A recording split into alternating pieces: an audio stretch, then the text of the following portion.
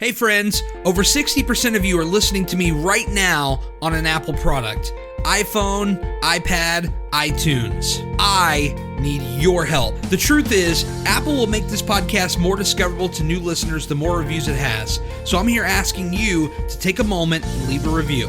If you've gained any value from this podcast, the greatest thing you can do for it, besides spreading the word and telling friends, is leaving a review. It's real simple. If you're on your phone, head over to my podcast page within the Apple Podcast app and leave a review. Or if you're on a computer, you can head over to my podcast page within the iTunes app. That's it. That's all I ask. And if you have other podcasts that you love, do them a favor and do the same for them. It'll make their day. Now let's get this podcast started already.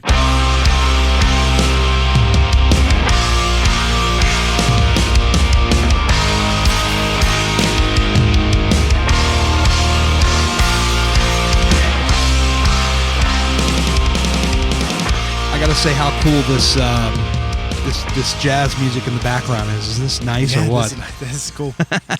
Thank you for making the drive, Ryan. I appreciate you, man. Absolutely, my pleasure. It's good to meet you. I think we literally met almost 20 minutes ago, and here we are on a podcast. That's Mount right. Pleasant. You know, this is the interesting thing. I don't think a lot of people realize this when they listen to the podcast. It's like everybody that I meet on Instagram that comes on this podcast, we've never talked before. Outside of maybe a DMs or comments. Right. Never met, never talked. We just cut on the mics and we just go. Let's go. Isn't that crazy? Yeah. And I think they think like, I've known these people for a long time. And you feel like you do know people, you know, with the inside the community. Yeah. You feel like you get to know these people. We're all on a similar journey. I think the end goal is very similar. Our paths to getting to the end goal is different. You might, to use a phrase, you might take the highway, I might take the parkway. You know, Johnny up here might take the back roads, but we all have the same kind of end goal. Yeah, we're all trying to get to the same place. It's just, you know, we're all going to get there a different way. Exactly. You know? And so that's what makes everybody's story unique. That's what makes everybody's journey unique. You know, there's no cut and dry way to do this. Exactly. There's just not. For you, you've lost over 100 pounds. Yes. Yeah, I'm That's sitting incredible. at about 105 pounds right now. Yep. Fist bump right there. People can't even see that. Right there with you. Right there, man. We're in the 100 club. That's right. So proud to be. I know. How crazy is that, though? Because when you think back to before you got started or one of your other attempts, because I've heard part of your story before in another podcast, and it's like, you know, we all have ups and downs, start and stops. But how crazy is that to think when you think, like, you've lost 100 pounds? Like, when you let that really soak in, what do you think about that? I mean, how do you take that? I thought it was impossible. Right? You know, I wrote it off as impossible for far too long, you know, and I think the biggest word that I have for it now is just proud. You know, I mean, just I'm proud of myself. You know, there's a lot of reasons, you know, over 100 pounds ago, I wasn't feeling very proud about a lot. Yeah. You know, and, you know, personally, you know, with myself, you know, and yeah, so I mean, there's just been so much growth and pride and accomplishment that's come, you know, through this, you know, 105 pounds. Is just I didn't expect it, you know. No, I feel you on that. I knew there would be some growth, but not change, but not to the level that it has been. Yeah, I mean, you take it like this, just on a smaller scale. It's like we're sitting outside here. We're at a Starbucks, which is what I like about this podcast. Is we can literally take it anywhere. We can do it anywhere, but. I can think back to just 2 or 3 years ago. My wife, like, we'd go to a nice place and like a restaurant. And she says, "Hey, do you want to eat outside?" And I'm like, No, I'd rather go inside. AC. Yep. Absolutely. You know, the bigger tables, et cetera, et cetera. Sitting outside was never possible for me, I thought, because I mean, I go back and listen to old videos, and all you really hear is you know, struggling. Oh yeah, to I can breathe. totally relate to that. Yep. Yeah. So. On just a small kind of non-scale victory, just sitting out here, soaking up the sun in Mount Pleasant, beautiful city, doing a podcast outside, you know, and not even worried about it. I mean, that blows me away. Right. You know what I mean? Right. I mean, one of the big things here too is just literally sitting in a public space and being so open about a story of my life. Yes. You know, again, kind of going back to that proud thing, right? Like I'm okay sitting here talking about this intimate kind of, you know, this very personal part of my life and everything with people around, and not feeling like I have to, you know, whisper, you know, that I don't have to, you know, like, yeah. I mean, you've absolutely crushed it. Still work to do for all of us, but my God, when you think about it, 105 pounds, truly incredible. Now, you've been in South Carolina for a good portion of your life. You've been here, born and raised, outside of a couple of stints elsewhere. You've been here primarily. Yeah, Myrtle Beach was kind of where I was born and raised and grew up. And, you know, life took me to Alabama for a little while. Life took me to Tennessee for a little while. But the beach always called me back for a multitude of different reasons. Yeah. And so, very fortunate to still be in the Myrtle Beach area. As somebody who is strongly wanting to, you know, leave Virginia and move to South Carolina in a few years, I mean, obviously, probably goes without saying, but this is a great place to be. It is. I mean, you wouldn't still be here if it wasn't. No, absolutely not at all. South Carolina's just always been home. It's always felt like home. Sure. There's so many beautiful, different and unique areas. You know, the Mount Pleasant, the Charleston area. You know, Myrtle Beach. I mean, there's just a lot of, you know, Columbia. There's just a lot of different areas in the state that are really great. Yeah. You know. As somebody that lives right at the beach, so how often do you actually get to the beach? Not enough. Not enough. I'm like 10, 15 minutes from the beach. I maybe see it a couple times a year. A couple times a year. So you're, in other words, you live 10, 15 minutes away. I live 4 hours away from the nearest beach, and you see it about as much as I see it. Probably. Good with Lord. How much I travel and work, and, you know, my wife and my children all keeps have you red busy. hair. They all have red hair, so we're not usually out in the sun for very long before we all start toasting. But yeah, it's been it's a great place to be, and I mean, when I do get down there, you know, I absolutely love it. I've actually, you know, last summer, when I was really trying to get into running more and just be, you know, being more active and everything, I was actually taking lunch breaks at times and going for walks on the beach. So I think last year was probably one of the more active years of me actually getting down to the beach for a while. And then I'm hoping to kind of do the same thing again this year, you know, get some more time down there. That's what I was about to ask you, because I feel like when I eventually do land down here on a permanent basis, because I do believe that is absolutely the case. There's no more I wish, I hope, I think. Yeah. It's going to become a certainty at some point. But my plan is always like, I want to go down to the beach and just go running down there, you know? Yeah. You figure with all the sand and everything, it probably adds, you know, enough friction and difficulty to really get you a good sweating. It does, you know. I mean, you want to run down in that that little bit more of like the wet sand, not that real loose stuff, dry stuff at the top, you know, so you can get a little bit better footing. Sure. You know, but you can also switch it up, then go up into the loose stuff, get a little bit more resistance. You know, it gets a little harder, and then go back down. You know, closer to the water. You know, it's a little bit, you know, a little bit firmer ground to run on, but it's a good variety.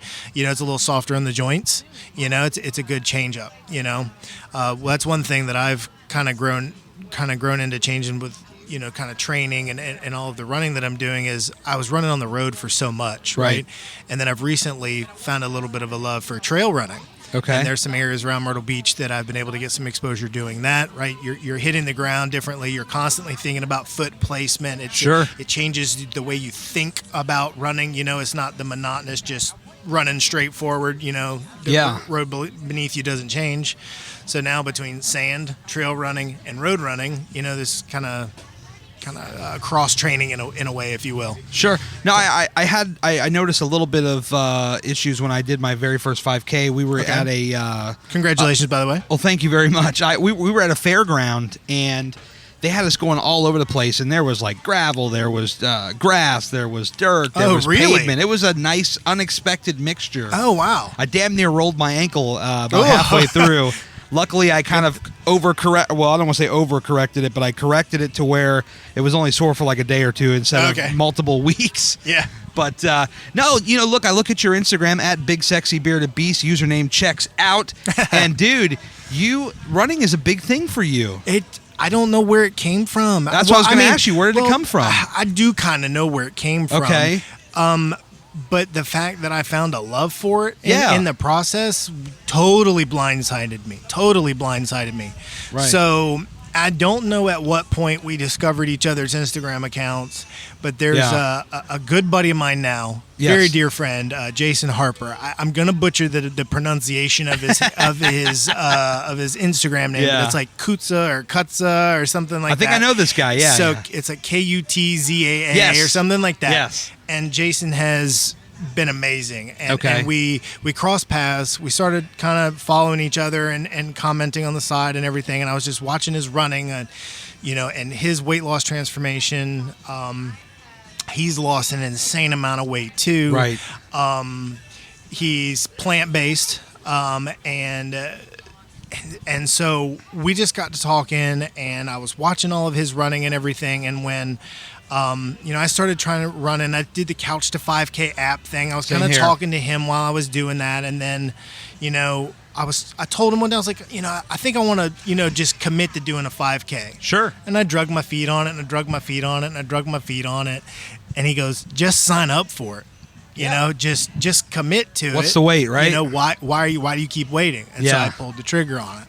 Yeah. And I busted my butt, and I was training on a treadmill for so long because it was so new, and I was so scared to run on the concrete being so heavy still and everything, and I was like, I don't know that I'm ready for the road yet. Sure. Anyway, long story short, he has been such an amazing friend, mentor, everything through this entire process, and I wound up finishing that 5K, I think probably 5 minutes or more faster than we had anticipated. It just blew me out of the water. I just wasn't expecting the time that I got. And I had some challenges. I got real thrown off at the very beginning of the race. Sure. And but I kind of refocused and found my zone. And I thought that loss of focus really killed my time. I thought it really was going to kill my pace and the goal that I was going after, but I actually wound up exceeding it in the long run. And it was through his help and a lot of people's help and support and, everything through it. It just really opened my eyes up to the whole concept of you're capable of far more than your mind will ever admit to. Oh, my God. Your mind is the biggest obstacle in your way. Right, it's the biggest obstacle. Yeah. So I was like, well, if I can do a 5K, what's next? Yeah. And so I started looking at 10Ks and half marathons and all that. Well, then before I knew it, I was dragging my feet again on committing to the next race. Yeah. And time went on, and I wanted to do that same 5K or 10K or something the next year, and I didn't do it. I drug my feet on it, and I was like, what's the very next race in Myrtle Beach? And it was a 10K. And I had never run a 10K outside before, kind of unbroken at that point. So I just started training for it, and me and him kept working close together, talking about training plans and just, how to prep for it and everything. And for the longest time, I was really enjoying the HIIT routine stuff in the gym, the burpees, the box jumps, the jump ropes, boxing, just all of that stuff. That's what I found so much fun about losing weight and working out. Yeah. And it's really shifted towards running.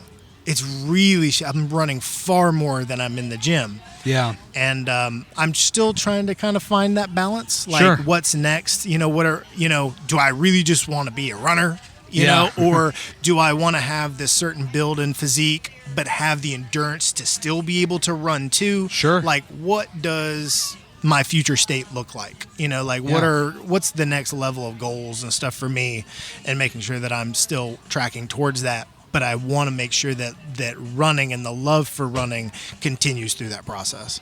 No, that's awesome, and I gotta thank you because you've definitely been instrumental. As I was leading up to mine, you kind of paid it forward. You mentioned how you had your mentor, and you were very helpful, sending me very helpful tips in the months or so leading up to my 5K, and I really appreciate that. Absolutely, man. It was awesome watching you train for that and go through it, and to see you complete that. And it's just that first race experience is hard to explain to somebody. Sure. It's really hard to really explain, but it's such a sense of accomplishment, and congratulations. You had an awesome time. Thank you. And I mean, you hit the nail on the head too, because you had said, whatever time you're seeing now, it's probably going to be less because you're going to be around a lot of people. You're going to want to perform better, and all that was absolutely hit the nail right on the head. Yeah. because I while it wasn't maybe 5 or 10 minutes ahead, it was probably about more like 2 or 3 minutes, but still I was just like, wow, this is incredible. But did you think during your training that you had another 2 or 3 minutes faster of energy in you? Certain days were harder than others, right? Honestly, I have my days, my on days, my off days. I think we all do. Sure, absolutely. There is a lot of stress up here a lot of times, and I try to talk about it and be as transparent as possible with it. It's not like if you go on my Instagram, it's not all sunshines and rainbows and all that stuff. It's real life.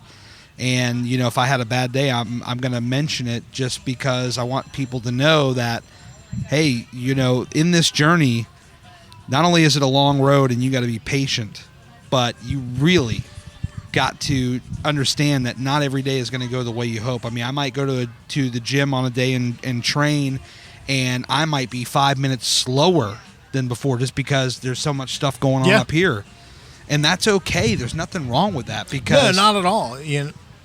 Since when do we have a due date on this thing? Yeah, right. We don't, and there's a lot of factors that go into that too, more than just the mental. For me anyway, sure, is that some days I may have decided to just go for a run. Well, maybe I wasn't properly fueled for the day. Sure, right? Maybe I hadn't eaten proper, or the right things yet, or the right amounts during the day to really have the fuel in me that I needed, or the hydration in me, or the electrolytes, or things like that. And so, I really focus on a lot of that now. I'm very, my relationship with food has changed, dramatically through this entire process. And when I say that, thinking about food as fuel, and your body as an engine, and just how you would treat, an engine, to run efficiently. Right.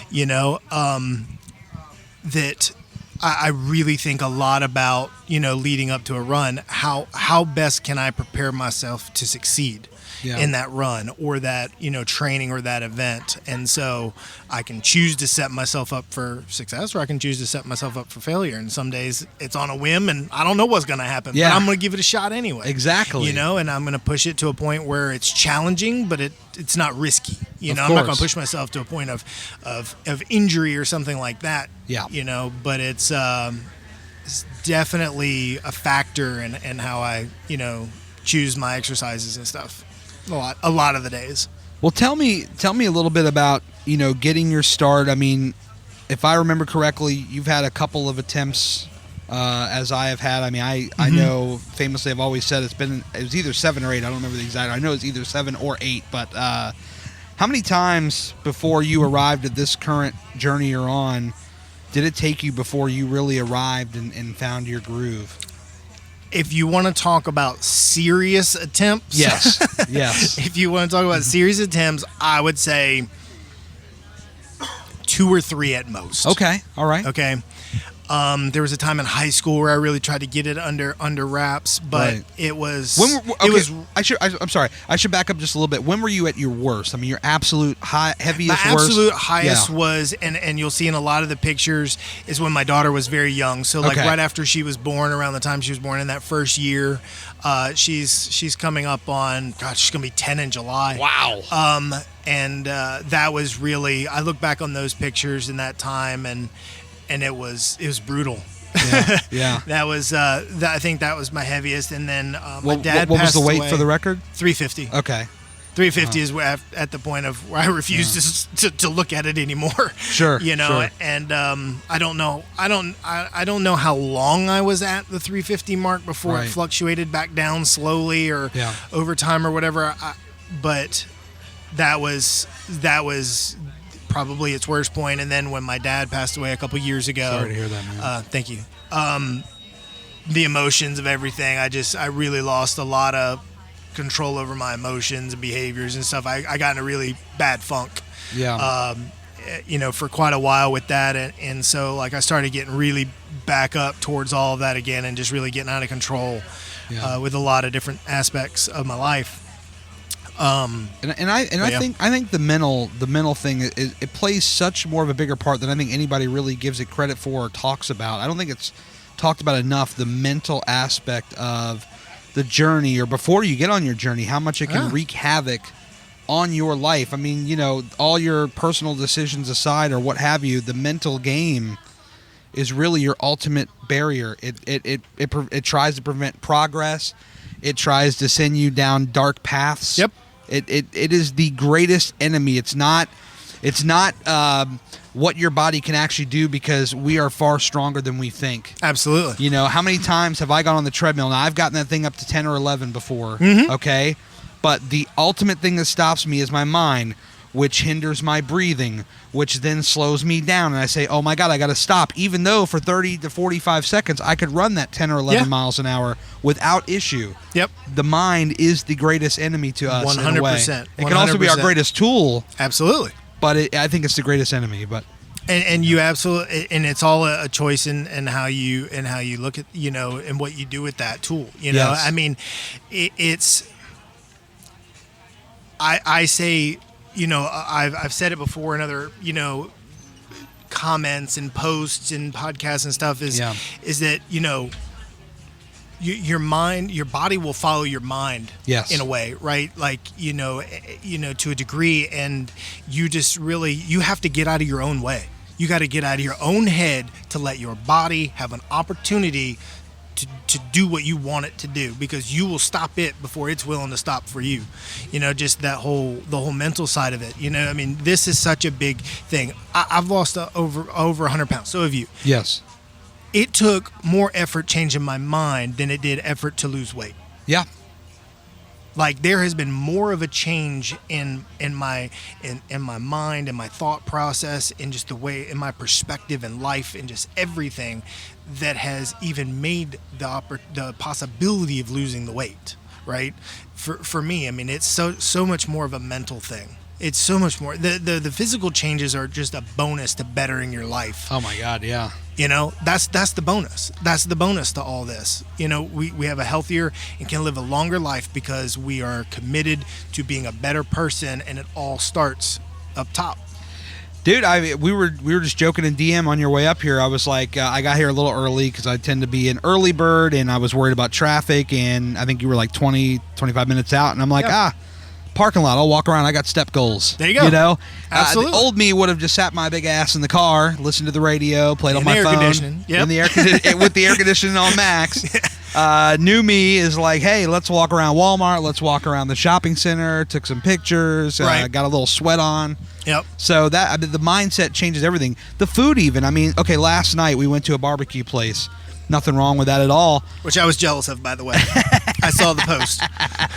It was a great place. You should check it out. But it's like, you know, old me is like, hey, let's get 2 or 3 barbecue sandwiches and a couple sides and dessert and all that. And current me is like, hey, let's just get this one plate. How about let's just try this one plate? Right. No bread. You know, it's just the meat. Yep. Little sauce. Meat and veggies. Meat and veggies. I mean, done.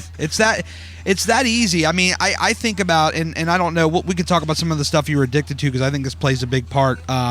For me, it was soda, McDonald's, Burger King, Wendy's, Taco Bell. These 5 things were deadly to my body.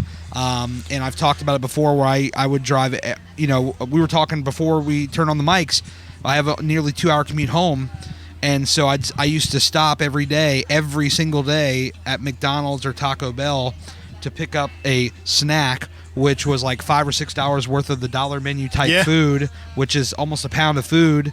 Mm-hmm. Go home and eat dinner with my wife like nothing ever happened. What were some of the biggest things for you before you got started? Like, did you have any like really bad addiction type stuff?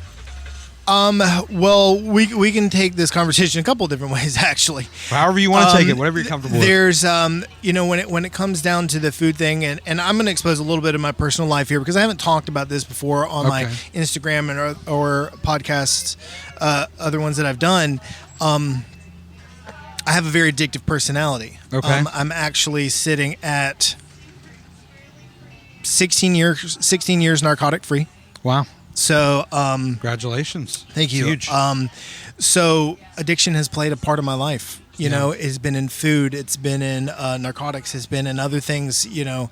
And so I've battled that whole, you know, the disease of addiction for really as far as I can remember. Right. When it comes down to the food, when it comes down to the the emotional, that side of everything. The emotional eating, just, I replaced one thing with another, or amplified it. Did the two ever kind of work together in concert? You get kind of that high or whatever the phrase you want to use, and together with food. Is that a real thing? I think the idea of munchies after smoking is definitely a real thing. Sure.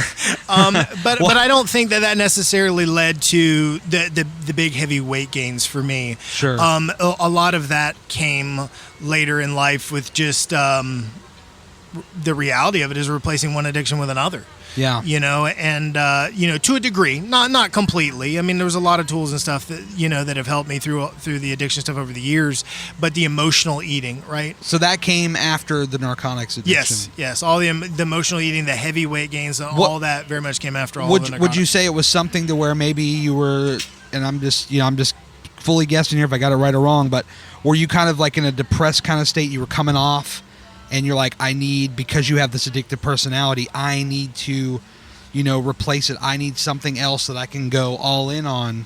I think at times I very much went into those kind of places mentally, Sure. and that's what happened with me. I don't think it was a constant. Yeah. But there were times when I would revert back to some of those old mindsets and stuff, and I chose food instead of some of the more destructive things that I was doing. Obviously the food choices I were making were far destructive enough in their own. Yeah. In their own way. But for me, I mean, it was the fast food. God, I can't even imagine the amount of calories that I drank in a day. Oh man. I mean, just were you a big soda guy? Big soda, sweet tea. Yeah. I mean, born and raised in the South. Yeah. Sweet tea by the gallons a day. Yeah. The sodas, the fast food. Lord help me with McDonald's and Chick-fil-A and all of that stuff. I mean, like you said, a snack. Yeah. At McDonald's was $5 to $10 worth of menu items. I used to do 2 or 3 McDoubles, add mac sauce, 4-piece nugget, and a medium chocolate shake. That was my order. See, add some fries in there, sub the shake for like a large sweet tea. We're pretty close. Yeah.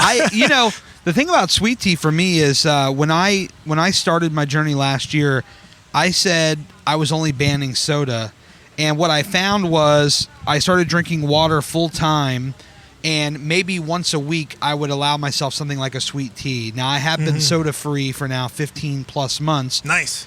Which blows me away. I would have never thought this was ever possible because Baja Blast was a real thing, Taco Bell, you know what I mean? I know what you mean. But now I really found a love for water. And I'm not just talking about dipping some Crystal Light in the water, like plain-ass water. Yeah. I love it. Yep.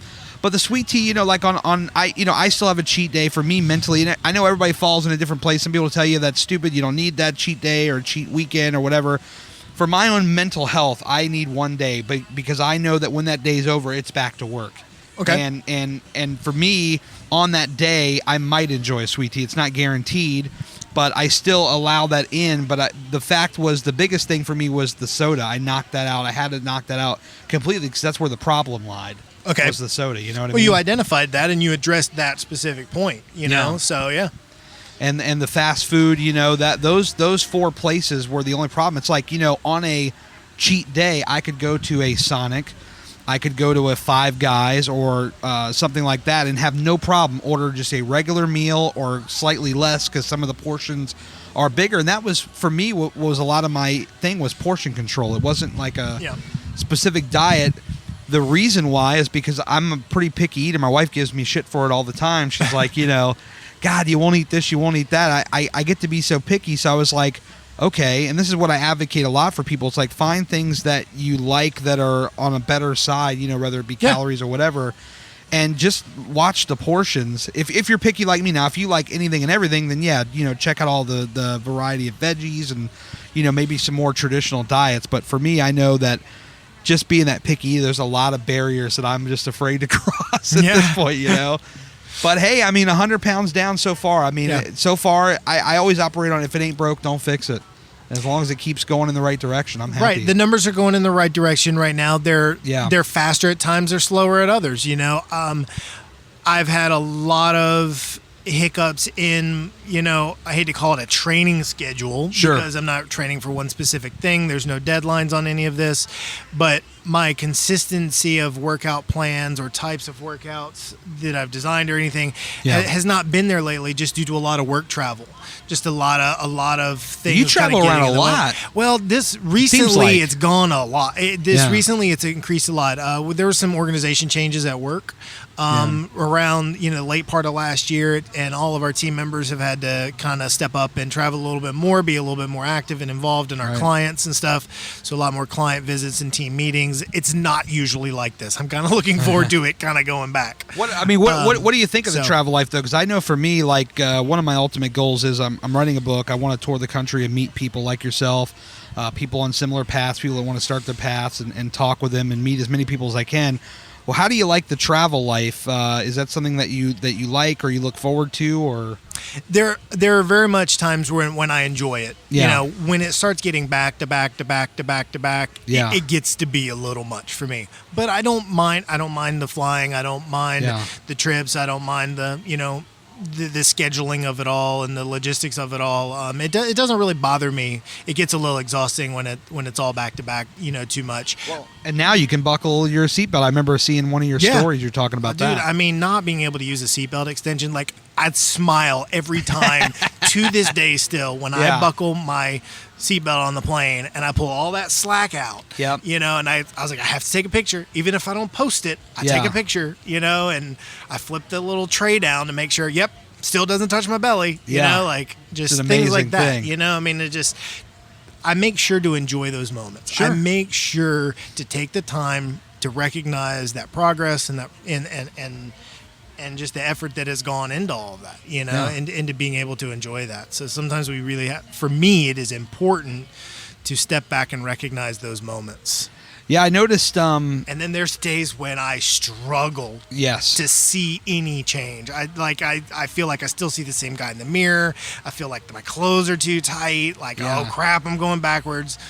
And we have some of those days. But it's amazing how our minds do that to us. Yeah, I mean, when you think about it, you could look at a scale and it says you went up 5, but you really, in actuality, between maybe bloat of drinking water and holding in stuff, people talk about maybe too much sodium or whatever, and you're just holding the stuff in. You didn't actually gain that. It's not like in one day your belly just expanded. Right, it's not 5 pounds of fat that changed overnight. I mean, good luck. Can you even imagine the amount of food you'd have to eat to gain 5 pounds of fat overnight? Yeah, you'd be sick. You wouldn't be able to walk. Right. I mean, that's why for me, like, the number on the scale is so misleading, and it's like the accuracy of that number. But it works people into a frenzy, dude. It does. It absolutely does. And I had to get out of my own way when it came to that. Right. Yeah.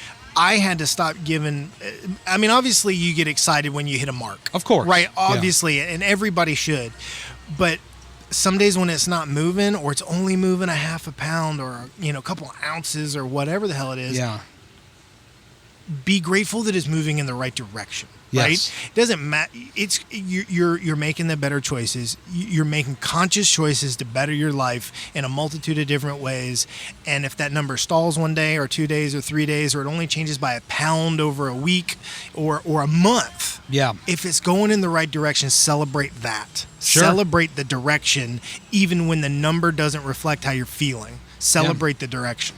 I know once I hit 100, I kind of turned it off a little bit. I went from like weekly checking it to every couple of weeks just to peek and make sure that it was up or down, not up. But I figured once I hit 100, I was like, I really, for me, initially it was, I need to watch this thing very closely, because when I was first getting started, it was to keep me on my toes. Mm-hmm. Because we go back to the mindset again, and it comes right back to the front and center. It's like the mindset is we gotta go work out, we gotta get in our routine, and for the longest time it was like, using that to stay in the routine. And once I got in the routine and I know that I wasn't gonna stop, then that was it. It was like I'm not gonna stop going, so I don't need to pay attention to this necessarily as closely as I once did. Right. So, and I think that's a lot of where I'm at right now, right? And I think you might agree with me here that, we figured out what it takes for us to lose a pound, right? And we repeated that process over and over and over and over. That's what got us to 100, you know? Yep. And it all starts with that recognizing of what works for you to lose a pound, to make that positive change, you know, positive direction. And I know that I don't have to stare at that scale every day to know if I'm still doing that, right? You know, for me, I can feel that the choices that I'm making, the choices to be active and all that, keep me, you know, tell me that I'm still working in that direction. Yeah. Right. It's when I start falling off from those, or I'm having a bad couple days, or work's getting a little too much for me, and I'm not as active as I should be. And while my food's mostly on point, because it's hard, it's hard, you know, eating good when you travel. 100%. You know, I mean, a lot of restaurants don't set you up for success. Nope. A lot of fast food places don't, and airports don't set you up for success. Nope. Very limited options. Yep. Even the healthy stuff that they say, oh my God, that's triple the price. That's triple the price. Is the packaging is misleading. Yeah. The branding is misleading. I mean, I literally look on the back of that stuff when I travel, and if it, you know, there's sugars hidden in everything. There's sugars hidden in salads. Yeah. I mean, that are it's just ridiculous. And so, yeah. And for the record, you have a bad week like that, it's not the end of the world. That 1 week is not going to define your entire journey. I mean, it upsets me when I see people that beat themselves up over, you know, over these kind of things. Like, oh man, I gained 0.5 this week, and then they start running through like 30 different reasons why they went up a half of a pound. And I'm just like, we're all going to have bad weeks. This is a part of the journey, but you cannot let it define you. And I know we all process it differently, and I'm not trying to pass judgment on anybody, but I want to echo this and make it louder, because I think that we need to give ourselves a little bit of a break and not beat ourselves up so hard if we have, you know, 2 or 3 days of a bad, you know, run, because it doesn't define everything. Absolutely, it doesn't. And what I have to keep in mind is that when I have those bad couple days and I'm up like a half a pound or a pound or something like that does not give me an excuse to go continue to eat worse more. Exactly. You know, that doesn't be like, oh, well, screw it. I'm going to go to Chick-fil-A today and I'm going to order the fries and I'm going to get the Chick-fil-A sauce. Because then the mindset takes you back the other way. Because, and I can only speak for me. I know when I start tasting those things, the cravings, it's just like, okay, now I want it more. Yeah. You know, but when I don't have it, it's like I stop thinking about it. Yeah. You know, but as soon as I get that taste of all those carbs, oh man, it's just like, give me more, give me more. It wreaks havoc on us. I'll go back to your travel a little bit. I know you met up with our boy Ken Hahn, man. What was that like? That was a fantastic experience. Ken is an awesome guy, an amazing host. What an experience. You know, that meeting up with him was, I wasn't sure if it was all going to work out at first, but everything wound up lining up. He invited me out for a run with the Koreatown Run Club. I was so stoked about that. Yeah. This is a funny story. So I told him that they have a 3 mile and a 5 mile option. Right. It's like, I got the 3 mile. I can do the 3 mile. I can run with you. I know I can do that. The 5 mile, I'm going to have to run and walk a little bit. You know? And so I told him that. I was like, that's where I'm currently at. Yeah. Well, then come run time, he was like, all right, let's go. Yeah. And the whole talk of walking and running was gone. Yeah. And everybody just started running. And I was like, I don't know where I'm at. I'm in LA. I've never been here before. I have no clue where I'm going. I have got to keep up with this pack or I'm going to be lost. Yeah. You know, and like I legit was like, oh crap, like I literally have to keep up with this. And so that was the first time, other than stopping for stoplights, that I had run 5 miles outside on concrete. Wow. And that was, and oddly enough, it was crazy how it all played out. I guess it was just the energy and the, oh my God, of what it was just about to happen. Yeah. The first mile of those 5 miles was my first time ever running a less than 10-minute mile. That's incredible. It was all uphill. Wow. So it was just the adrenaline of like, oh crap, I gotta kick it up a notch here to keep up with these people and everything and not be like struggling a block behind. Yeah. You know, and so that was another one of those kind of defining moments for me of get out of your own way, get out of your own head. You're capable of more than you're giving yourself credit for. Absolutely. And so that's when I was like, well, if I can do 5, well, then I should surely be able to do 6.2 and run a 10K. Why not? You know, and so like, what's the next goal? What's the next challenge? And for me, that's what drives me, is conquering that next challenge, that next mental block. Yeah, I think sometimes if you're ever thinking about like a 5K, 10K, whatever, I think it's like you said, man, just sign up and just do it. You know, like just get there, get in the vibe with the people, run with the pack, and just see what happens. I mean, I know for me, going back to maybe good days, bad days in the gym, if I'm surrounded by a pack of people, I'm going to be far more incentivized to want to perform better. Yep. Not that there's any kind of money or stakes on the line, or it's just I want to look halfway decent. Look, you know, there's that mental thing that I want to set myself up for success rather than failure, and it's going to put a fire in my ass to keep going and not stop, you know? Absolutely. And that, just the thought of that blows my mind. So what I started doing is I started looking up 5Ks in my area. I'm going to try to do like once a month or once every other month and just keep doing them. Yeah, and absolutely. see what it does for me. And you're going to start knocking those times down, and then you're going to get to a point where what's the 10K. next distance? Let's do now. Let's go for the 10K. Yeah. You know, and I mean, if you would have told me a little over a year ago when I was training for that first 5K that I would be registering for a half marathon or two within the same year, right, I'd have told you were crazy. What's the distance on a half marathon? I think it's 13.1. Wow. And so wow. So the furthest that I've ever run so far, I've done a 10 mile and an 11 mile. Okay. But I did those in what they call like a Galloway method, which is like a run-walk mixture, like intervals. Yeah. And so I did each of those running for 3 minutes and then walking for 1 minute. Right. And so, and a lot of people, you know, their first marathons or half marathons and stuff, training for half marathons, you know, will go that route and eventually work their way up to be able to run the whole thing. It sounds similar to Couch to 5K, which really was a breakthrough for me. Yeah. The whole kind of interval thing, you know, run this, walk this, and it gives you a chance to kind of collect your breath. And by the end of it, it's like, before you know it, man, I just ran a half an hour straight. Yeah. It's crazy. Absolutely.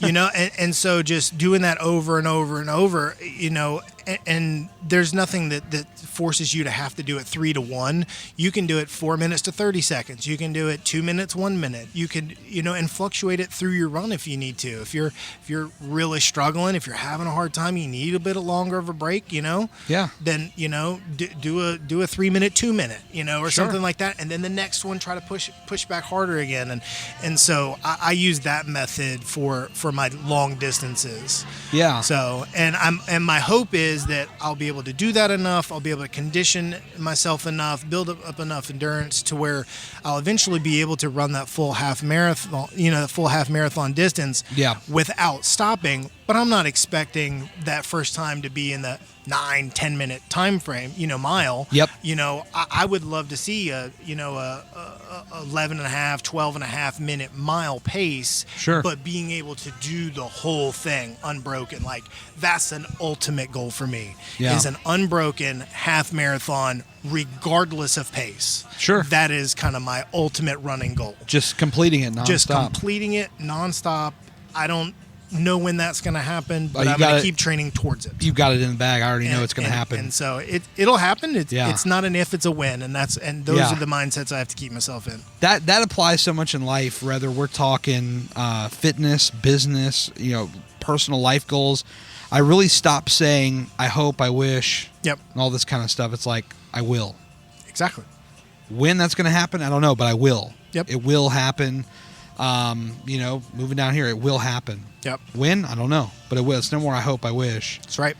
And that really helps you break through a lot of fitness goals. You know, I told myself this year I will participate in a 5K regardless of the pace. Yep. I will complete it. That's right. And it happened. So talking about goals, I'm going to switch the questions around here on sure. you if I can for a What's second. up? I know you had some goals for 2018. I remember you crossing off quite a few in there. I think you have one left. I do. Of I believe it's jumping out of an airplane. Yes, it is. So when is that scheduled? Do you have that on the books yet? What's the plan for that? I was waiting for it to get a little warmer out. Okay. I wanted to, because in Virginia, our weather has been crazy. It's been anywhere from 30s to 50s up until like a few weeks ago. Okay. And I was like, if I'm going to do this thing, it's probably going to be like July, August, September, somewhere in that 3-month range, because that's where it's going to be the warmest. Okay. The problem is I need to find a place where kind of the weight is not as important. I know some of the places, they want you to be down as low as like 240, 250. Okay. And that's going to take some time because a lot of my focus has shifted into doing a lot of weights. Okay. Because I want to tone while I'm still bigger. I know there's going to be loose skin regardless. It's going to happen. You can't get away from it. I want to have the best opportunity to tighten it up as much as I can while I'm still bigger, and focusing on the weights, doing the squats and the sit-ups and all these things. I want to really focus on tightening up the body. The ultimate goal was to lose that first 100 to where I can get to a place where I can actually function as an adult and move around and live life, and then now tighten things up, really dial it in while still keeping cardio up. Whereas I used to do like an hour of just cardio 5 days a week, I'm doing the cardio probably 3, maybe 4 days out of the week. About a half an hour, I'll run a mile or two, and then I'll go do my weights. Okay. So it's kind of slowed the weight loss thing down a little bit, but if I can find a place that's like weight is no object, then we're good. Otherwise, I need to continue on focus to try to get it down quicker, which I don't like to rush. Yeah. But try to find a way to get it down to where I can still meet that goal before the end of the year. Gotcha. So nice. But that is the last goal on the list. One of the goals was to do the podcast on the road. I actually did that back in February with you. Follow Nikki on Instagram, Bronx787. You follow her? I'm not sure off the top of my head. I'd have to go look. It doesn't sound familiar, unfortunately. Okay, yeah, you'll have to check her out. Check her out for sure, though. Yeah, she's been on an incredible journey. I did the podcast on the road with her. I wanted to do more of these. Okay. And I'm glad that we were able to link up. We should talk about the community because that's really what brought all this together. It really did. When did Instagram become a thing for you? Did you have like a personal one before and then you made a weight loss, or did your personal become your weight loss, or how does all that come together? So I did have a personal one for a while. Right. It doesn't really exist anymore because I found myself never using it anymore. I was always on my Instagram one. I mean, always on my fitness one. Yeah. My wife actually had an Instagram page for her weight loss. Right. And then as I started getting committed to bettering my health and everything, and started seeing some progress and everything, she was like, "Hey, why don't or I can't remember if she thought I should, or if I said, "Hey, maybe I'll start one too," or whatever. So we were joking about names and stuff. Yeah. And somehow between the two of us, the name Big Sexy Bearded Beast got spit out, and I was like, "That's it." Yeah. So yeah. And she's okay with that So we name. keened that out. I think sometimes now she might regret it. Sure. Well, as we get more attention online, there's more right. people checking out the pages. Right. We talked about possibly even changing it to Big Sweaty Bearded Beast There at you this go. point because of how sweaty and the hat drips and all that stuff get. Oh my God. Man, you guys need to follow him just for that. If you're not already following my man Ryan here, you need to follow just for the hat sweats. It gets so ridiculous. I did 6 miles last night on the treadmill. It was about an hour and 4-minute run. Yeah. And I mean, it looked like I walked out of a pool. I mean, head to toe, just absolutely soaked. How many hats have you ruined? I would say I've probably thrown out at least 3 so far. Oh my God. Well, now you're probably buying more that are like sweat resistant or something. No. You think I would? Well, the hat that I'm wearing today, Yeah. which I should talk about a little bit, the Missing Chins Run Club, my buddy Jason, Right. invited me into this kind of closed group of guys, a lot of which are plant based. This is kind of like my first running hat. This is like my first like athletic material type running hat. So you were just trashing regular hats. I was trashing regular hats. I mean, getting to the point, I'd wash them and everything. They start getting kind of mildewy and stuff on the inside. And I'm like, but I love this hat. So I would like I would pitch it out and I'd go buy the same hat again. There you go. So that black and white hat with the little white E logo on the front. Yep. It's a buddy of mine's tattoo shop in Myrtle Beach. I used to work for them years and years ago, running the front counter and stuff. And I've always supported their shop and the brand. I love the design of everything. And so like I would just go get another one. Yeah. Because I loved it so much. But yeah. Are you a big tattoo guy? I am. Yeah. How many do you have? I have a bunch of Japanese work on my legs, Right. and I've got some lettering and a big griffin across my chest. You'll kind of see the wings kind of poke out around my shoulders a little bit. My sister is deathly afraid of spiders, so I have a giant brown recluse tattooed on the side of my stomach. Nice. I don't post a lot of pictures and stuff on Instagram without a shirt on or anything. Sure. Or else you would probably see a lot more of those. Right. But yeah, I've the tattoos and the alternative lifestyle has always been an interest of mine. Did you have those prior to weight loss? That was always my big holdup. Was like I didn't know how they would hold up after I got small. So I'm like, well, let me just wait till I get smaller before I do them. Yeah, I mean, I haven't had a new tattoo in God knows, I can't even think of how many years. Well over 10 years, at least 10 years. But no, so they were all prior, and they've all held up really well. Yeah. To all the changes and stuff. I mean, even with my stomach kind of really changing the contour and the shape. Sure. Of it. The spider still, looks fairly decent. Looks like a spider. Yeah. It's still there. He doesn't look like he's all wadded up. Yeah. So. I've been thinking about, I know I've been getting a little resistance from the wife. I think, I don't know that she's big into tats, but I really want to get something weight loss related. Okay. So whether it's hard work always wins or the date I started or something, I want to do something. And since that's your kind of area of expertise, I mean, what would you think? What would be your idea? Like, pitch me an idea. What do you think would be a good one? Oh, you're putting me on the spot. Yes. That's where the best stuff comes out. I'll tell you, well, a trend of things that are going on right now that I would kind of steer people kind of away from is too many people are getting computer fonts tattooed on them. Right. Okay.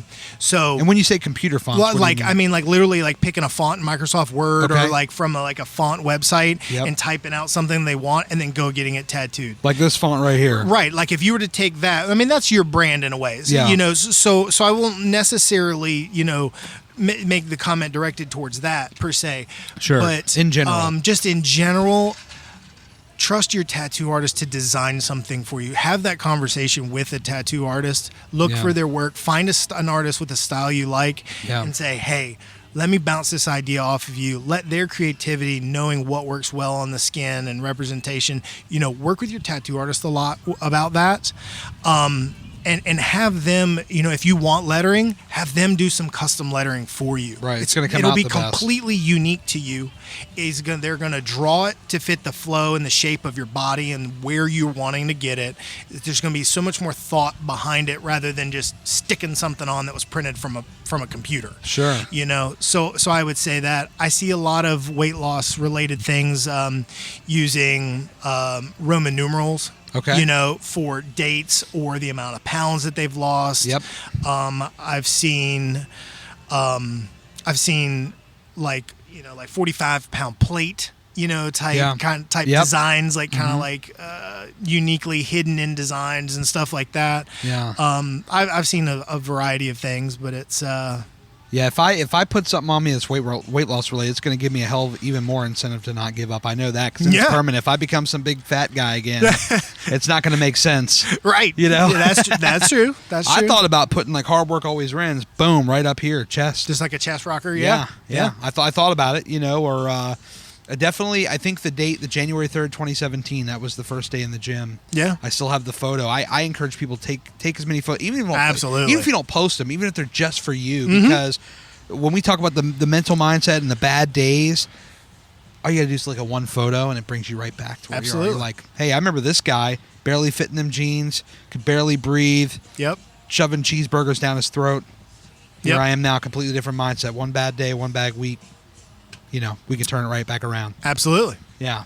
But back to the community. I mean, so you got started on the Instagram about a year or two ago, or I think it's probably closer to about 2 years ago. 2 years ago, okay. Really, yeah. I think we connected about maybe I want to say 6, maybe 8 months ago. Maybe, right, like that.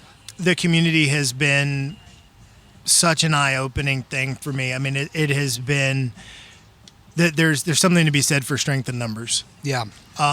For me, not feeling alone in the journey, and where I was at and where I was trying to go, was important to me. You know, you may not relate or see or know people in your gym, you know, you know, and to try to reach out and start that conversation and ask questions, it's a little bit more, you know, it's a little harder, right? To kind of get that start. But Instagram's offered such a visibility into people's lives and the process that they're going through, you know, towards bettering themselves. And I'm so grateful for so many people who have exposed such a personal part of their life, you know, their struggles, their battles to all the successes that they've gone through has shown me what's possible if I don't give up on myself, you know, and to see so many positive examples of that just fueled the fire to push even harder.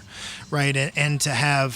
And to slowly grow this network of relationship with guys such as yourself to reach out to and support and be supported by is just it to me. I don't think it's found anywhere else. And if it is, I can't imagine where it is. I'm just amazed at how we connect with complete strangers. I mean, we all become friends, a big family, you know, and all this stuff. But I'm just amazed. I mean, dude, we started talking 6-8 months ago. We're sitting here at a freaking coffee shop doing a podcast outside, lovely weather, Mount Pleasant, big shout out. But when you think about how crazy that is, you know, I mean, I've got people in my, as I call it, quote unquote, real life that don't know what I'm doing or don't give a damn about what I'm doing.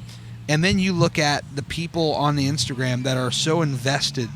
You're invested in them. They're invested in you. It's amazing how we meet these people on an app. Yeah. And it becomes family, friends. It really does. That support you far greater than people in your real life. It really does. I mean, I think you hit the right word there with the word family. It really does feel like family in a way to so many. And I know it does to me. It's a huge part of my success. It's a huge part of my story. It will always be. But yeah, I mean, it's been.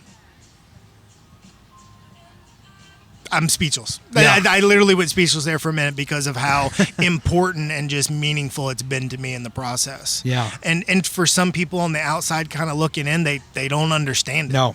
They don't understand how it and that's okay. Yeah. Because maybe that's not for them and it doesn't have to be for them. Nope. But for me, it works. For me, it's what's helped me succeed.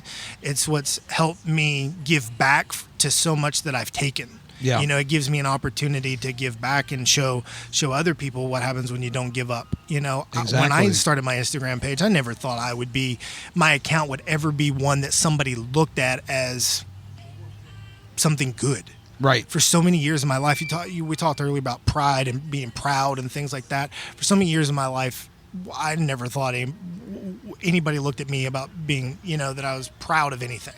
You know, I mean, like, an example of something good. I felt like I've always been more of an example of something bad and what not to do. Sure. Right. And so to be at a point where I'm able to share something with the world and in a way that, you know, feels positive and that gives back that's rewarding on a level that it's hard to even talk about. Yeah. You know? Yes. I feel you on that, man. I didn't expect that in this. I never expected either. For me, it was always, I'm going to put this out there because if I do and people start watching, it means I can't give up this time. No more screwing around. Right. It was strictly accountability. It was never, let's go make T-shirts and let's, you know, do this and that. Let's make a brand or whatever. It was never about that. Mm-hmm. It was about, let's see what happens when I don't give up. Let me put all this out there so I don't give up. Let me put this before picture. This is the guy who was on the brink of death, you know, 4 years ago, on the brink of death, shoveling pizza rolls down his throat. That's a famous reference, but it's true. Drinking the soda, drinking the beer. I still have a little beer, not crazy like I used to. But then here's the guy next to him that spent the last 15 months of his life making big mental, physical changes. And so this is what happens when you're on the brink of the end or as low as you can go. And this is what happens when you don't give up. Yep. And to be able to share that with other people and then have people in my DMs or in comments saying, this changed my life. I saw this picture and I got started. Or, you know, following your journey has been a tool in mine, helping me to push forward. I mean, that I can't put that into words properly or do it justice. Let me give you one more right here. Okay. In regards to that, it was exactly what you were just saying. So your posts of doing 200 floors with Yes. the Stairmaster is what pushed me to start doing the Stairmaster. I would do it. I was doing 30, 40 floors. Yeah. And then I was done. Yeah. And then I started seeing your posts and I started following you. And I was like, 200 floors is crazy. That's Yeah. insane. How in the hell does he do that? Yeah. You know, but I was like, you know, I was looking at your story, where you've come from, you know, how much weight you've lost and everything. And I was Yeah. like, if I get out of my head, maybe I can do that too. Sure. So let's set that as a goal. Yep. And so that's been a part of my journey, was even to be in that 200 club with you, you know, and to see you do that. And so that was like, and I think the very first time I ever did it, I think I tagged you in that post. You did. And So proud. And that was just like, you know, I love those moments, you Yeah. know, in this process, you know, to connect to somebody like that and to share the, you know, what something they've done has impacted me. Yeah. You know, and I don't know if you heard what started that, but it was like before I started on my journey, I could barely walk up one flight of stairs. Oh, without wow. being out of breath. Yeah. And then when I finally got to the gym earlier last year, I think I got on there one time, and I barely walked 5 floors. Oh, wow. I could barely do 5 floors. So just to see where that's come, and people, they hit me up just like you have, and they're like, oh my God, the stairs, how do you do this? And then people hit me up, hey, I did, 30 floors, 50 floors, whatever the number is. I'm Yep. just like, that's incredible. Yep. So we'll wrap it up like this. You've been so Okay. generous with your time, and I appreciate Absolutely. that, man. I could talk for hours, but I know, absolutely. me too. Me too. Dude, when I look at you, I mean, somebody that looks at you on the surface that they don't know you, right? They would say, this guy, he looks like he's in incredible shape, so are you kind of more in like a maintenance mode now, or do you still have a great amount of weight you want to lose, or where are you at with that? Okay, so that's a good question. Yeah. And I don't know that my account currently depicts that story or Okay. what that answer is. So this is a good time to kind of clear that up. Where I'm at right now is I am kind of unintentionally in a maintenance mode. Okay. Because I have not really committed and defined what my next phase or my next Okay. goal really is. I know I have a half marathon in October. Yep. That I need to be training for, obviously. I have an idea of a physique and a body type that I want to go after, but I Yeah. have not set up the plan to succeed for that yet. I have to prioritize that. Sure. I do not have that designed. I have not worked with my trainer, Dakota, shout out, awesome, from Fitness Edge in Myrtle Beach.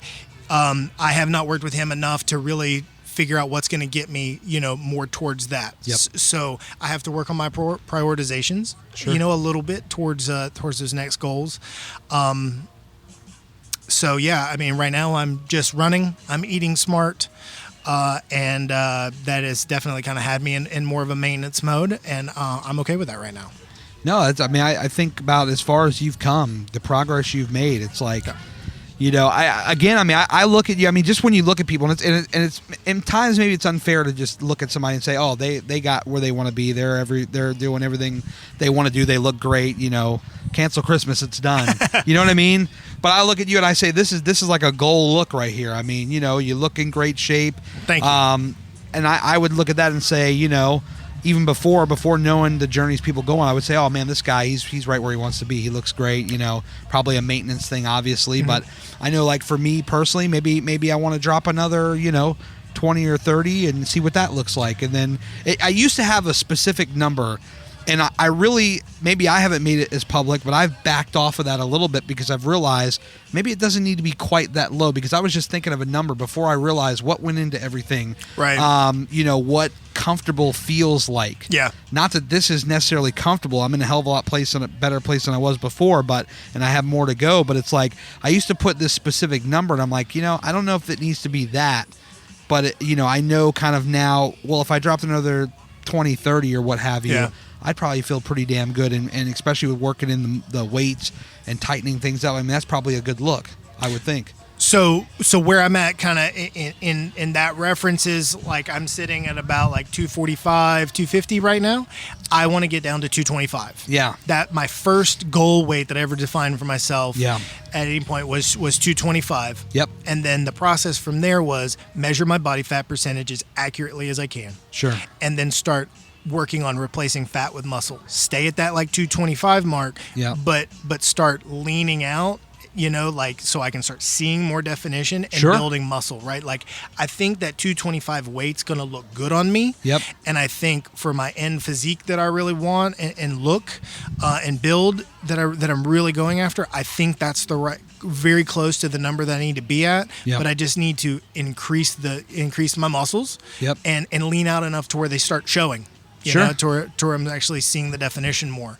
And so that's really where I'm at. So, a little over 20 pounds away, from really being at that, that next decision point. I mean, man, if this is what 240 looks like, I'm pretty thrilled with the future. Well, How tall are you, by the way? 5'11". Okay, yeah, I'm 5'10", so we're Okay. not too far off. Yeah, no. Okay, sweet. So yeah, it's Any It's other the big next goal? step. Any other big goals you have in the next couple of years? Is anything else that you want to do? Oh, you got the half marathon. yeah, the half marathon. Another goals, 20 pounds you want to do. Another.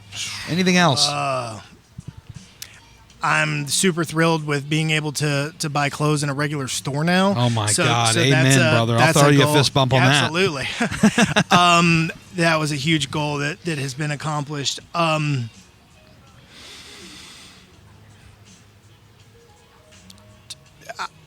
Just being better than yesterday. Sure. Just constantly working towards a better tomorrow, a better version of myself for tomorrow than I was yesterday. I mean, I think that coupled with just the continued effort, I think that's all I could really ask for is just the continuing what I'm doing. South Carolina is going to be the permanent home for you think? More than likely, yes. I mean, there might be an opportunity to go back to Tennessee at some point in the future, but for now, it looks like South Carolina's home. Hope so, man. When I get down here in a couple of years, man, we got to do some running, man. Absolutely. Ryan, thank you so Not much a for if, your but a time, when. brother. Yeah, exactly. That's right. I appreciate your time, man. Thank you so much for coming on the podcast. It's been a pleasure. It's been It's an honor. a fun Thank you. time. One more time, tell the people where to find you. Anything you want to plug, this is the time to do it. All right, so find me out on Instagram at Big Sexy Bearded Beast, just stay focused. Don't give up on yourself. Get out of your way. Give yourself an opportunity to succeed. Throw all the excuses out. Yep. Now's the time to shine. Today's your day to change it. Couldn't have said it better. Thank Thank you, man.